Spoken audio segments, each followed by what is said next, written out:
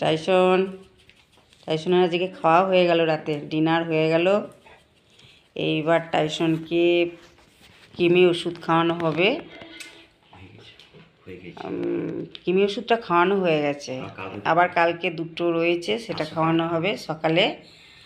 আর একটা ওষুধ আছে টাইসনের। এখন এই শীতকাল পড়ছে তো, টাইসনের এখন গায়ে খুব পোকা হচ্ছে, সেই পোকা মারার জন্য একটা ওষুধ, ফেবিকুইকের মতো দেখতে ওষুধটা, এটা টাইসনের গায়ে লাগানো হবে এখনই।